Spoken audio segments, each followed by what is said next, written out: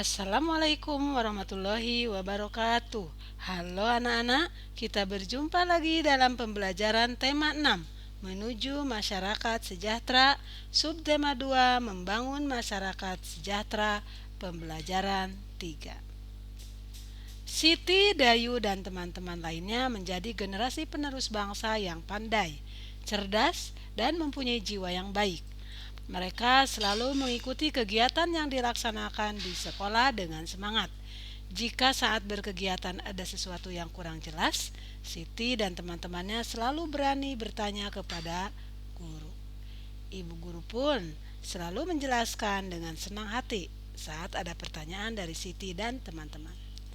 Siti dan teman-temannya telah mendapatkan hak sebagai warga negara Indonesia, yaitu hak memperoleh pendidikan dan pengajaran. Siti dan teman-temannya menjadi generasi yang pandai dan cerdas. Itulah salah satu manfaat pemenuhan hak warga negara. Masih banyak manfaat pemenuhan hak warga negara Indonesia yang lainnya. Apa saja ya? Coba perhatikan bacaan berikut. Manfaat pemenuhan hak warga negara.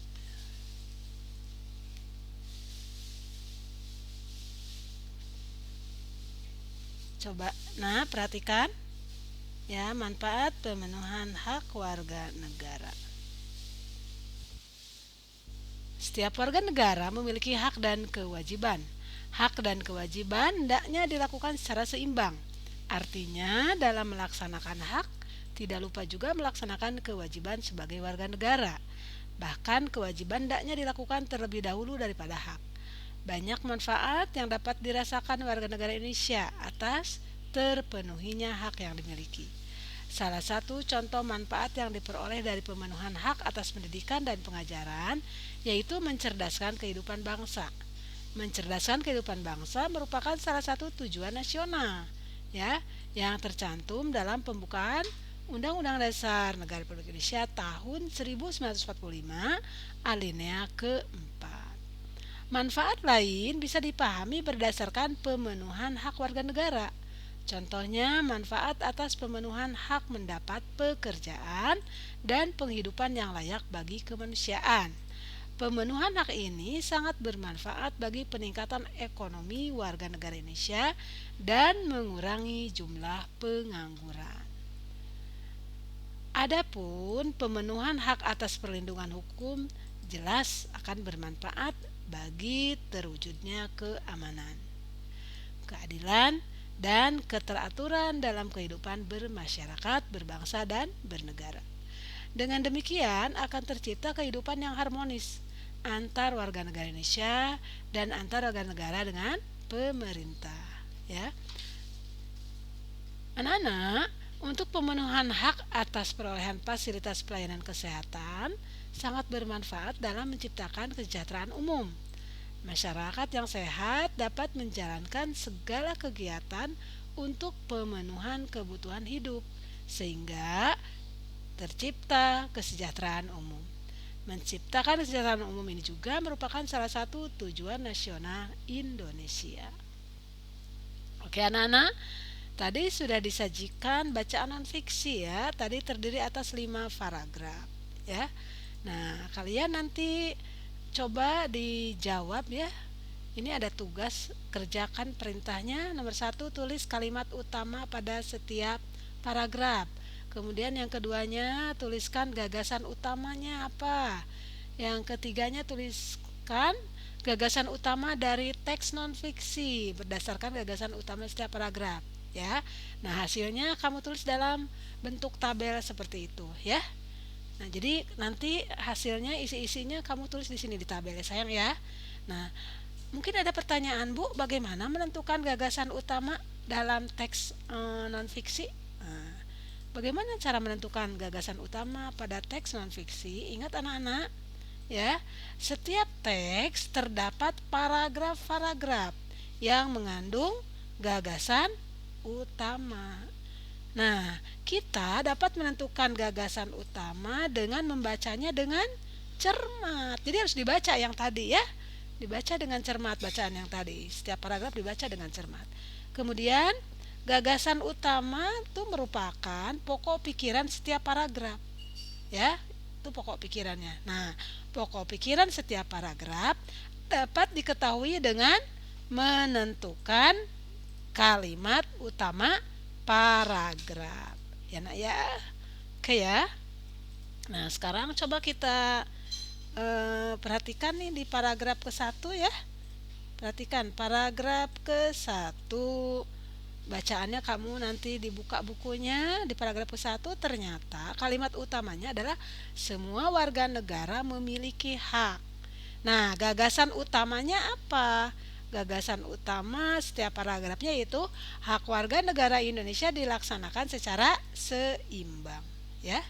Nah, berarti gagasan utama teks non fiksinya apa? Yaitu manfaat pemenuhan hak, ya. Nah, ditulis di sini. Manfaat pemenuhan hak. Di sini ya. Oke, nomor 2 perhatikan. Nomor 2 itu berarti paragraf kedua ya, Nak. Paragraf kedua. Nah, apa sih kalimat utamanya dari paragraf kedua? Yaitu salah satu contoh, nih di sini ditulis salah satu contoh manfaat pemenuhan hak atas perolehan pendidikan dan pengajaran. Kalian tulis di sini ya sayang ya. Kemudian gagasan utamanya apa? Gagasan utamanya adalah manfaat pemenuhan hak atas perolehan pendidikan dan pengajaran, ya. Nah, kalian tulis deh di sini gagasan utamanya berarti manfaat pemenuhan hak, ya. Oke, lanjut paragraf ketiga, Nak. Kamu perhatikan bacaan di paragraf ketiga atau alinea ketiga. Ternyata kalimat utamanya di paragraf ketiga itu adalah manfaat lain bisa dipahami berdasarkan pemenuhan hak warga negara. Kalian tulis di sini ya. Nah, sekarang gagasan utamanya apa? Gagasan utamanya adalah manfaat pemenuhan hak, sama dengan gagasan utamanya dari teks non fiksi, ya Nak ya. Oke, lanjut. Kalian perhatikan bacaan paragraf keempat. Coba dibuka bukunya, perhatikan paragraf keempatnya apa tuh kalimat utamanya, yaitu kalimat utama dari paragraf keempat adalah pemenuhan hak atas perlindungan hukum, ya. Nah, di sini kalian bisa ditulis gagasan utamanya apa, yaitu pemenuhan hak atas perlindungan di sini, ya. Jawaban yang untuk gagasan utama teks non fiksi yaitu manfaat pemenuhan hak. Oke ya Nak ya. Sekarang kalian bukanya yang dibacanya yang paragraf kelima. Di paragraf kelima ternyata kalimat utamanya adalah hak atas perolehan fasilitas pelayanan kesehatan. Kalian tulis di sini nanti diisi ya. Nah, yang di sininya adalah gagasan utama setiap paragraf hak atas perolehan fasilitas pelayanan kesehatan, ya. Dan gagasan utama teks non fiksinya yaitu manfaat pemenuhan hak. Ini diisi semua. Oke ya Nak ya. Nah, masih banyak manfaat atas terpenuhinya hak warga negara Indonesia. Kamu bisa mengidentifikasi melalui berbagai bentuk pemenuhan hak-hak warga negara Indonesia.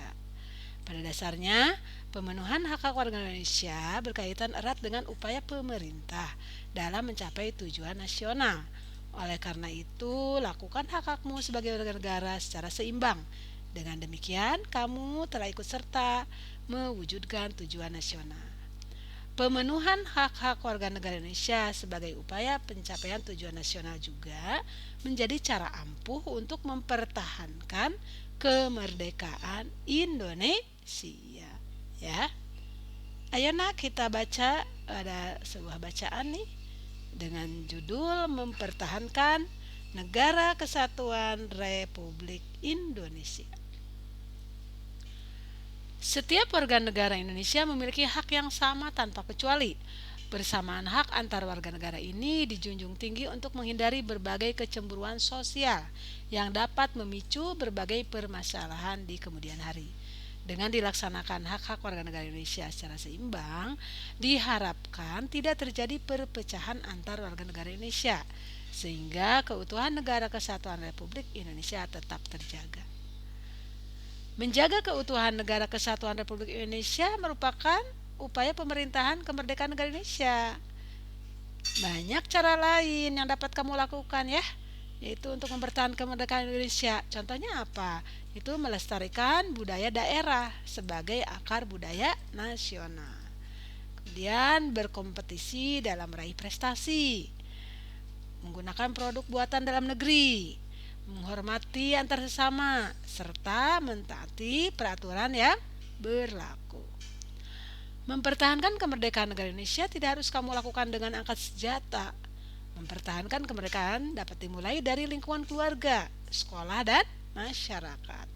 Tindakan yang dapat dilakukan yaitu dengan membiasakan tindakan-tindakan positif yang dapat mencegah terjadinya perpecahan antar anggota keluarga, antar teman, dan antar warga masyarakat.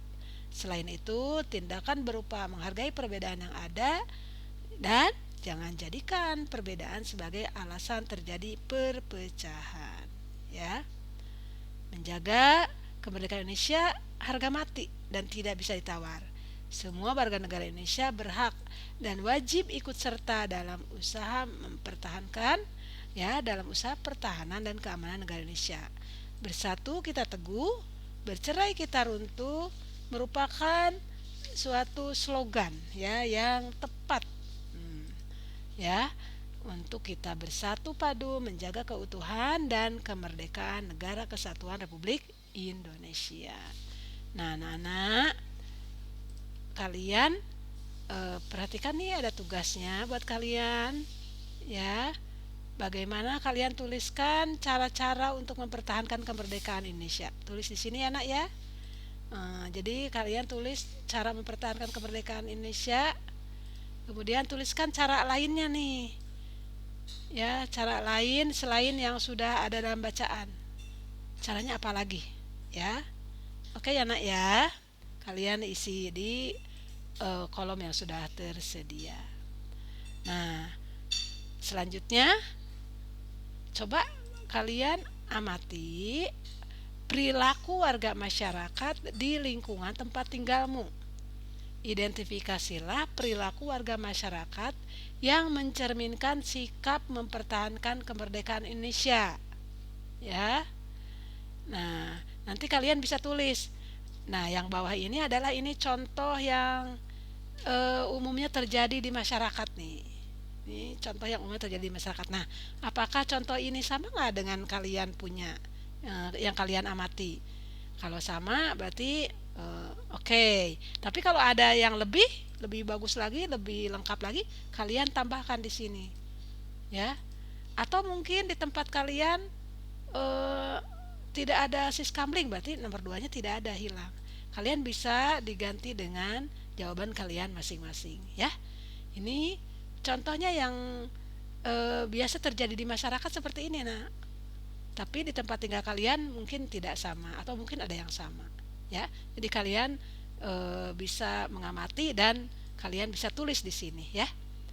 Nah, anak-anak, sikap mempertahankan kemerdekaan Indonesia yang ada di warga masyarakat lingkungan tempat tinggal kalian, diantaranya ini nih, biasanya ada gotong royong, memperbaiki saluran air. Kemudian biasanya ada siskamling, ya. Maksudnya apa? Yaitu untuk memelihara keamanan dan ketertiban, ya. Siskamling apa sih, Bu? Lupa lagi nih. Siskamling adalah sistem keamanan lingkungan, ya, ngeronda. Kalau bahasa kita meronda. Kemudian bagaimana sikap mempertahankan kemerdekaan Indonesia untuk apa? Melihat perilaku warga masyarakatnya, misalnya dengan cara menghargai sesama warga negara Indonesia yang berbeda suku, berbeda agama, ya. Harus saling menghargai. Kemudian perilaku yang lain adalah mendukung pembangunan dengan taat membayar pajak, ya. Nah, itu diantara perilaku warga masyarakat dalam upaya atau cermin dari sikap mempertahankan kemerdekaan Indonesia. Oke, anak-anak, Demikian pembelajaran hari ini. Silakan tugas-tugasnya kalian kerjakan di buku tulis ya. Oke, terima kasih. Selamat belajar. Wassalamualaikum warahmatullahi wabarakatuh.